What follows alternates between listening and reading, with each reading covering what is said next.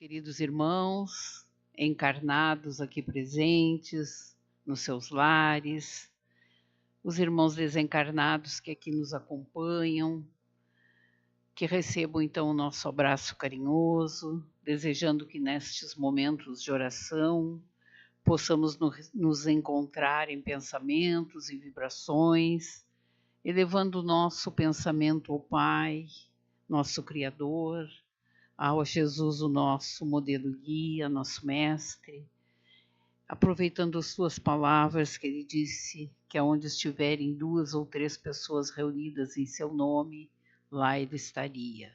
Então temos a certeza que, embora sejamos poucos encarnados, mas certamente muitos desencarnados, e ele está junto de cada um de nós, nos envolvendo, nos agasalhando, nos intuindo, nos aquecendo, não só do frio material, mas como o frio da nossa alma, das nossas inquietações, para que possamos, através da oração, buscar essa sintonia tão importante para nos conectar com a espiritualidade.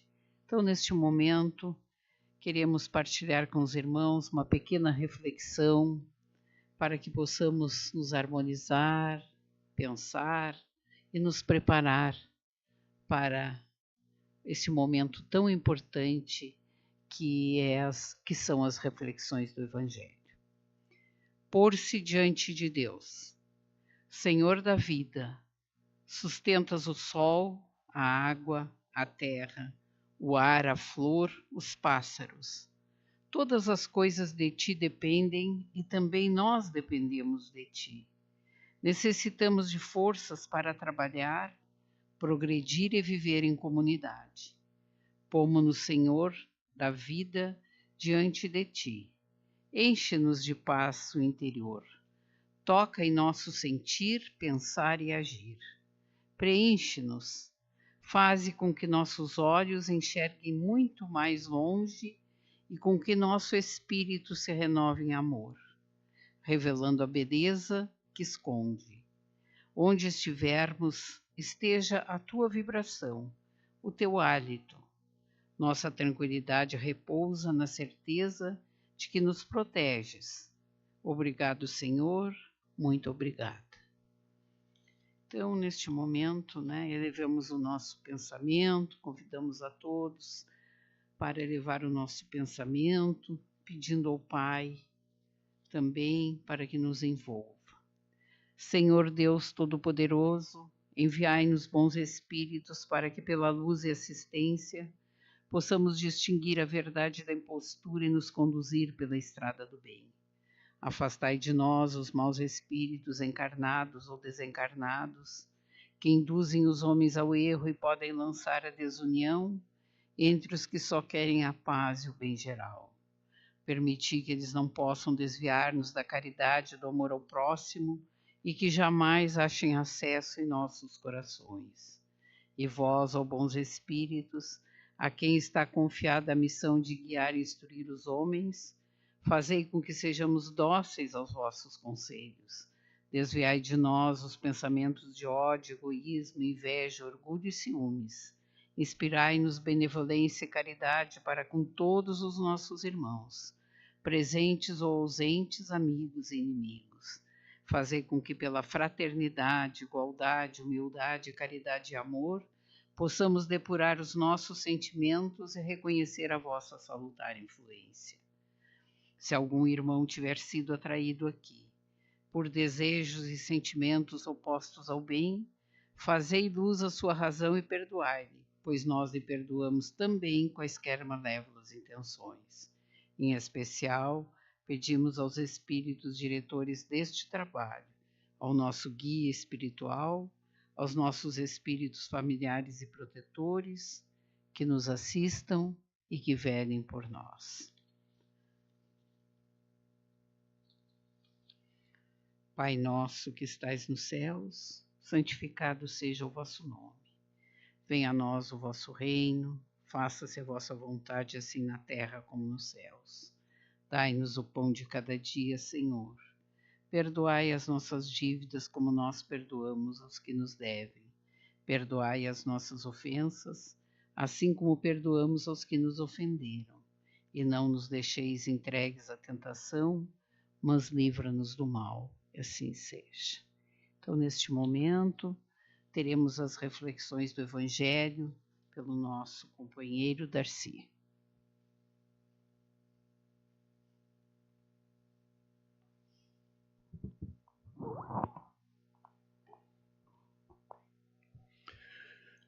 Uma boa noite a todos de ambos os planos aqui presentes, aqueles que nos assistem de seus lares ou nos assistirão posteriormente pelas redes sociais. Nessa noite, queremos refletir um pouco sobre esse Deus, essa energia do universo, essa energia criadora, perfeita, amorosa, amor sublime, ou da forma com que cada um de nós possamos entender, tentando trazer uma visão mais racional do que realmente é Deus. Nós vemos vários posicionamentos 400 anos antes de Cristo, principalmente Sócrates, traz uma visão espiritualista muito próxima do que nós temos hoje na doutrina espírita. Nós vemos no século XVII, talvez aquele pensamento que mais tem a ver com a resposta dos espíritos na questão número 1 e seguintes no Livro dos Espíritos, sobre o que é Deus. Um jovem filósofo naquela época, de nome Baruch Spinoza, traz uma reflexão, um entendimento de Deus que contrariava em muito aquela forma de divina que o cristianismo tradicional divulgava até então.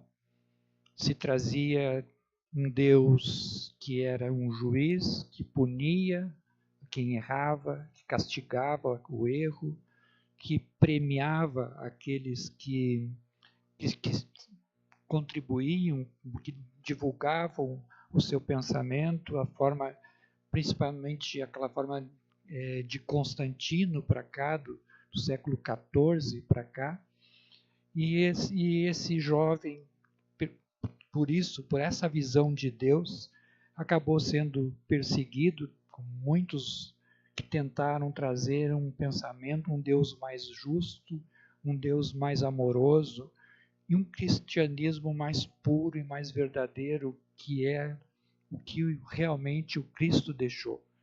O Cristo não deixou nenhum rótulo de religião, não deixou nenhuma visão de fôssemos seguir, que não os seus exemplos de como viveu, do amor puro, nos pedindo apenas no último momento, num último mandamento, que nos amássemos uns aos outros como ele nos amou. Spinoza escreve nessa visão de Deus como se fosse uma carta de Deus para nós, direcionada a nós, onde ele começa assim: pare de ficar rezando e batendo no peito. O que eu quero que faça é que saia pelo mundo e desfrute a vida. Quando nós vemos, desde a época mosaica, quando nós vemos os mandamentos, o que nós vemos na maior parte dos mandamentos? Para quase todos. Não faça isso, não faça aquilo, não, proibição. Quando nós vemos nos segmentos cristãos tradicionais, isso é pecado, isso é pecado capital, isso não. Continuamos nessa proibição constante. Um pai que realmente ama um filho, ele só diria não, só traria proibições a seus filhos, a alegria, o prazer, a vivência, a felicidade, acima de tudo, não seria apoiado, não traria gratificação a esse pai. Por que esse Deus tem que ser tão duro, tem que ser tão cruel com os filhos como nós vemos a Deus hoje? Então Baruque questiona: o que eu quero é que faça é que saia pelo mundo e desfrute a vida. Quero que cante, divirta-se e aproveita tudo o que fiz para você.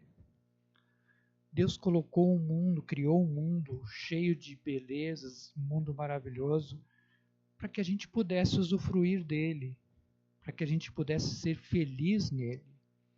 Por que teria criado tantas belezas, tantas coisas no mundo se nós não pudéssemos usufruir, se isso tudo fosse pecado, fosse proibido? Pare de ir a esses templos lúgubres, obscuros e frios, que você mesmo construiu e acredita ser a minha casa. A minha casa são as montanhas, os bosques, os rios, os lagos, as praias, onde vivo e expresso o amor por você. O cristianismo tradicional também distorceu essa mensagem de Deus, essa visão divina, dizendo que a igreja é a casa de Deus. A igreja é a casa construída pelos homens. Os templos, em geral, são casas construídas pelos homens que servem de abrigo, com certeza, numa noite fria como hoje, ou numa noite chuvosa, para que a gente possa estudar e entender os ensinamentos divinos. Tem a sua importância, mas não é a casa de Deus. O que foi construído por Deus é o mundo, como o Baruque traz aqui nesse trecho. As montanhas, os lagos, a natureza, isso sim pode-se dizer que é a casa de Deus. Isso aqui levou a igreja a condenar Baruque como um panteísta, que dizendo que Deus seria fracionado, que Deus estaria em pedaços, que cada um desses pontos, que a montanha, a floresta, os animais, isso tudo seriam fragmentos de Deus. Não é isso exatamente que Baruque quer dizer. Nós podemos ver um quadro e dizer que aquilo ali é parte do artista que o pintou. Não, aquilo ali é a expressão, é a criação. Nós reconhecemos a intenção do pintor pela obra que ele pintou, mas não é parte dele. Nós conhecemos Deus, conhecemos a grandeza divina pela natureza, por tudo, pelo universo, por tudo que ele criou. Mas não é parte de Deus, não é fragmento de Deus. O Criador está acima da obra. Então, o Baruque traz aqui esse pensamento de que Deus é o Criador, que sua casa, que sua criação, ele expressa a grandeza, a inteligência divina em tudo que ele criou. Então, como nós entendermos prédios construídos por mãos escravas, quantos morreram com ouro, com o brilho da ostentação, da riqueza material, isso expressaria o verdadeiro cristianismo? Pode ser belas obras arquitetônicas, belas obras de arte, não tem como negarmos. Mas não pode ser o cristianismo puro. Não foi isso que o Cristo nos ensinou, não foi o Deus que o Cristo nos deixou. Cristo foi simplicidade. Cristo foi amor. Amor em expressão, em experiência, em vida, e não nessas riquezas materiais. Se não pode me ler num amanhecer, numa paisagem, no olhar de seus amigos, nos olhos de seu filho, não encontrará em nenhum livro, nenhuma obra pode expressar Deus de forma melhor do que a nossa convivência com esse amor puro de um filho, da família, na expressão da simplicidade, do desabrochar de uma flor, de um fruto que o homem não consegue criar, que só essa inteligência consegue nos dar, só essa grandeza pode nos ofertar no mundo. Pare de ter medo de mim, eu não o julgo, nem o critico, nem me irrito, nem o incomodo, nem castigo. Há poucos dias ainda falei aqui, se esse Deus é amor puro, por que ele se irritaria com nossos erros? Por que quando eu erro eu tenho que pedir perdão a Deus? Se eu fiz alguma coisa errada para alguém, eu tenho que pedir perdão para esse alguém. É essa pessoa que eu prejudiquei, foi a essa pessoa que eu atingi. Eu não ofendi a Deus, ofendi ao meu irmão, a essa pessoa. Então é com ela que eu tenho que me acertar. Deus não se ofende. Deus é energia pura, inatingível a essas pequenezas do homem. E se Deus que nos criou imperfeito, embora sejamos perfectíveis, mas somos perfeitos, Deus com certeza sabe das nossas imperfeições, sabe dos nossos limites. Como Deus nos cobraria a perfeição se foi Ele que nos criou assim? Não teria sentido criar alguma coisa imperfeita e depois exigir que ela agisse de forma coerente, perfeita. Sabe dos nossos limites, sabe que nós ainda vamos errar muito até atingirmos essa perfeição. Então Deus não nos puniria, não tem sentido nos castigar quando errarmos. O que um pai faz com um filho quando erra é tentar fazer com que ele desperte e evolua, que não erre mais, que na próxima vez faça correto, que acerte, que oriente, que eduque. O castigo vai gerar medo, vai gerar revolta. O castigo é adestramento, não é educação. Então, quando, em nome desse Deus, eu prego o medo do inferno, o medo do umbral, o medo do que for de um castigo, o nome que se queira dar, ou a premiação de um paraíso, de um céu, de uma colônia espiritual maravilhosa, isso é adestramento, isso não é Deus. Deus é a pureza do amor. Deus quer nos ajudar a crescer, mesmo que nos tenha que colocar limite às vezes, mesmo que doa pela nossa incompreensão de algum momento mais difícil, mais aflito que estejamos passando. Mas são consequências das minhas atitudes e não de Deus. Pare de me pedir perdão. Não há nada a perdoar. Se eu o fiz, eu é que o enchi de paixões, de limitações, de prazeres, de sentimentos, de necessidades, de incoerências. O livre-arbítrio. Deus nos deu a liberdade de agir, nos deu a liberdade de escolher, mas a sua lei é lei de causa e efeito. Nós podemos escolher o que quisermos, mas temos que estar ciente das consequências das nossas escolhas, dos resultados que nós encontraremos por essas escolhas. Como posso castigá-lo por ser como é, se eu o fiz? O que nós acabamos de complementar, de falar. Se ele nos fez assim, como que ele nos castigaria e nos cobraria? Respeita teu próximo e não faças o que não queiras para ti. Quando nós formos agir em relação, pensar, até mesmo o pensamento, que o pensamento é energia, em relação ao outro, tentemos nos colocar no lugar do outro. Se fosse o outro, se fosse alguém agindo ou pensando dessa forma em relação a mim, como eu me sentiria? Se isso me causa algum desconforto, por que eu faria ao outro se eu não gostaria que agisse dessa forma para comigo? Por que eu vou agir dessa forma? Vou espalhar esse tipo de energia, de pensamento, se eu sei que essa lei de ação e reação um dia volta para mim. Se um dia eu vou ter que me encontrar com a resposta dessa atitude que eu estou tendo. Parece irracional continuarmos agindo no mal, no erro, no pensamento errado, quando nós temos a consciência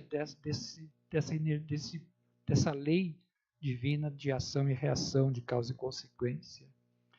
A única coisa que te peço é que prestes atenção na tua vida, que teu estado de alerta seja teu guia. Que olhemos, Baruch nos pede, que olhemos para a nossa vida, que cuidemos das nossas escolhas, que procuremos nos corrigir nas nossas escolhas. A vida do outro pertence ao outro. Se eu puder ajudar, se eu puder amparar, tudo bem que eu faça. Mas eu simplesmente ficar criticando, vendo o defeito das escolhas do outro, em que eu estou ajudando ou em que isso está ajudando a mim. Isso só está me gerando comprometimento, desgaste. Pare de crer em mim. Crer é supor, adivinhar, imaginar. Eu não quero que vocês acreditem em mim. Quero que me sinta em você.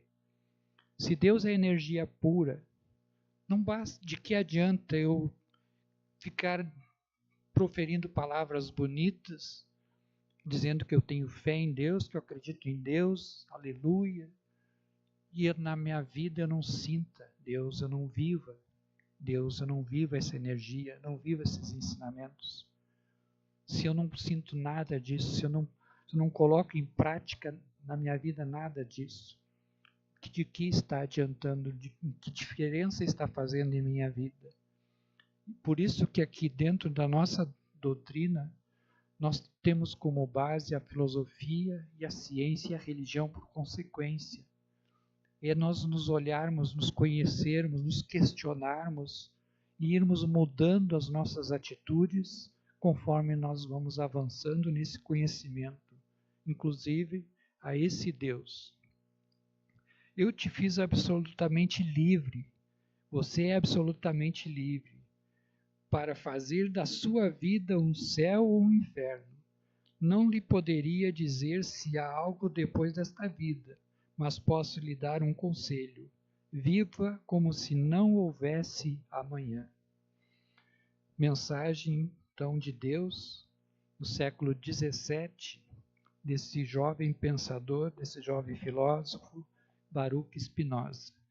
Então, essa visão de Deus, esse pensamento, essa reflexão sobre quem é Deus, de como Deus realmente poderia nos ver, não faz muito mais sentido para nós, dentro do que nós conhecemos de Deus, pelo cristianismo tradicional, que fez e continua fazendo com que muitas pessoas começam a estudar, começam a desenvolver o intelecto e começam a ver no Deus que os homens criaram algo sem muito sentido, algo que se perde no racional.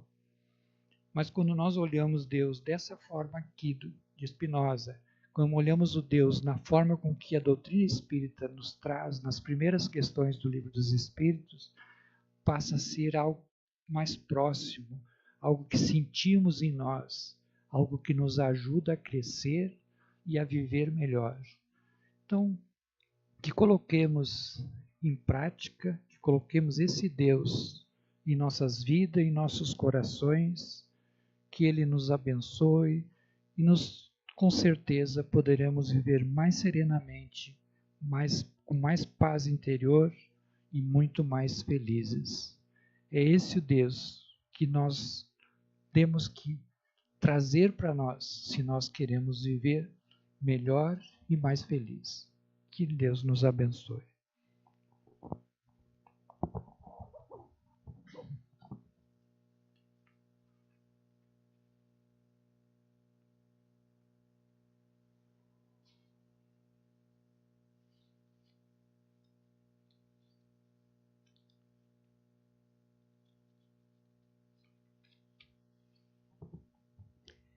Então, neste momento, vamos elevar o nosso pensamento, orando por todos os doentes do corpo e do espírito, especialmente aqueles internados nos hospitais, nos asilos, nas casas de saúde, de repouso, em seus lares, nos presídios, por cada um de nós que neste momento estamos aqui na casa, por aqueles que nos assistem, que congregam em nós esse pensamento de oração, por todos aqueles que cada um de nós envolve com seu pensamento, que as nossas vibrações possam chegar a todos esses corações, aqueles que hoje estão pelas ruas, ao relento, que sejam aquecidos pelo amor do Pai. Senhor Deus de clemência e amor, lançai um olhar de complacência sobre todos os que sofrem enfermidades e doenças do corpo e da alma, e dignai-vos conceder alívio aos seus males, ou por termo a eles, se assim for da vossa vontade. Bons Espíritos, que só em derramar benefícios vos ocupais, nós vos pedimos, secundeis este desejo de os aliviar, e dirigindo-lhes os nossos pensamentos, fazei que eles derramem o bálsamo salutar sobre os seus corpos, bem como a consolação em suas almas. Inspirai-lhes a necessária paciência cristã, a submissão à vontade de Deus, para que com calma possam resistir às dores e com resignação aproveite o futuro das provas, porque ora passa. Queridos irmãos,